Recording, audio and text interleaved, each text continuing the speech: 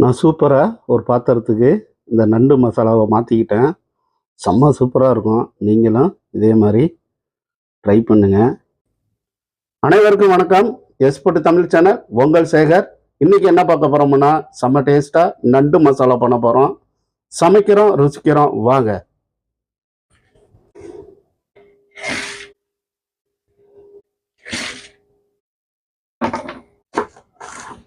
இப்போ என்ன பண்றோம், இந்த தேங்காய் பூவ மிக்ஸி ஜார்ல மாத்திக்கிறோம். இதை நல்லா ஃபைன் பேஸ்ட்டா அரைச்சிக்கிறோம். இதோட கொஞ்சம் சோம்பு போட்டுக்கிறோம். சரிங்களா? சோம்பு போட்டுங்க.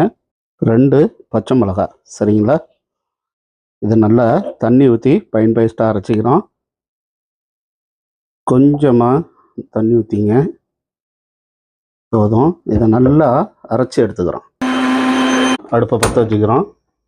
ஒரு கொஞ்சம் போல் தேவையான ஆயில் போட்டுங்க. சரிங்களா? நல்லா ஆயில் சூடாகுது. வெந்தயம் போட்டுங்க. கொஞ்சம் போல் சோம்பு போட்டுங்க. சரிங்களா? இது நல்லா பொரிஞ்சு வரட்டும். நல்லா பொரியட்டும். நல்லா பொரிஞ்சு வருது. 2 கொத்து கருவேப்பிலை போட்டுங்க. கருவேப்பிலை போட்டதும் நம்ம வெட்டி வச்ச வெங்காயத்தை இதோட சேர்த்துங்க. சரிங்களா? 2 வெங்காயம். சரிங்களா?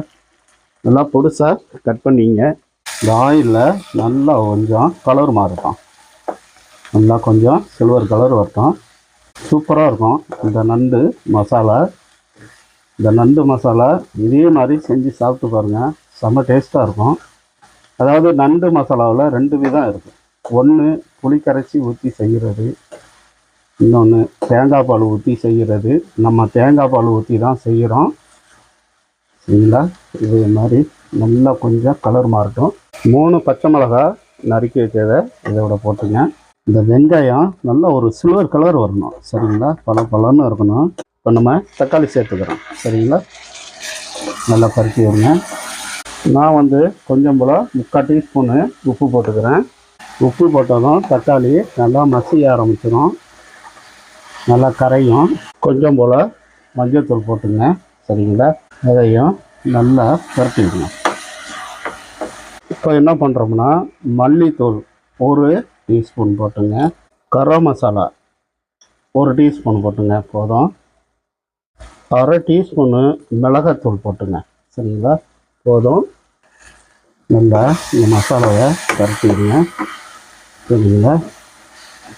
கொஞ்சமாக தண்ணி ஊற்றுங்க, போதும். இந்த அளவுக்கு இருந்தால் போதும். இதுக்கு ஒரு மூடியை போடுறோம். இப்போ ஓப்பன் பண்ணி பார்ப்போம். நல்லா கொதிக்குது. நல்லா அந்த மசாலாவை இப்படி நல்லா பரட்டி விடுங்க. நான் 1/2 கிலோ நண்டு எடுத்துக்கிட்டேன். இந்த நண்டை தான் 1/2 கிலோவை சேர்த்துக்கிறோம். சரிங்களா? அப்படியே எடுத்து அழகாக வைங்க.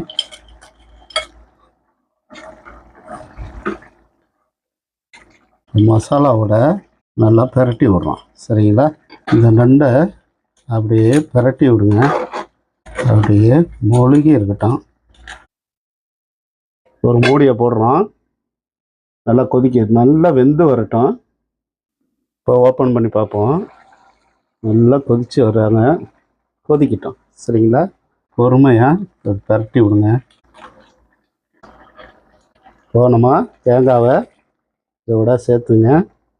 நல்லா கொதிக்கட்டும். சரிங்களா? இந்த தேங்காய் பாலை அப்படியே பரட்டி விடுங்க. நல்லா ஒரு கிரேவி டைப்புக்கு வரட்டும். நல்லா கொதிக்கட்டும்.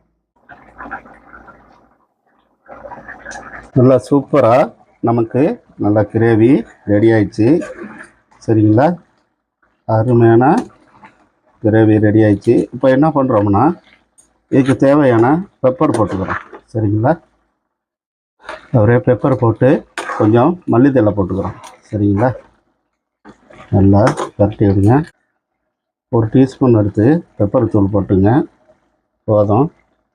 மேலே மல்லித்தழை போட்டாச்சு. 1 டீஸ்பூனு நீங்கள் பெப்பர் தூள் போட்டுங்க. சரிங்களா? நல்லா மல்லித்தழையை போட்டு இறக்கிங்க. இப்போ நான் இதை ஒரு பாத்திரத்துக்கு மாற்றி காட்டுறேன். நல்லா மசாலா எப்படி செம்மையாக இருக்குது பாருங்கள். சூப்பராக வந்துருச்சுங்களா? செம்ம டேஸ்ட்டாக இருக்கும். நான் சூப்பராக ஒரு பாத்திரத்துக்கு இந்த நண்டு மசாலாவை மாற்றிக்கிட்டேன். செம்ம சூப்பராக இருக்கும். நீங்களும் இதே மாதிரி ட்ரை பண்ணுங்கள். செம்ம டேஸ்ட்டாக இருக்கும் இந்த நண்டு மசாலா. இதே மாதிரி இந்த நண்டு கிரேவியை நீங்களும் செஞ்சு சாப்பிட்டு பாருங்கள்.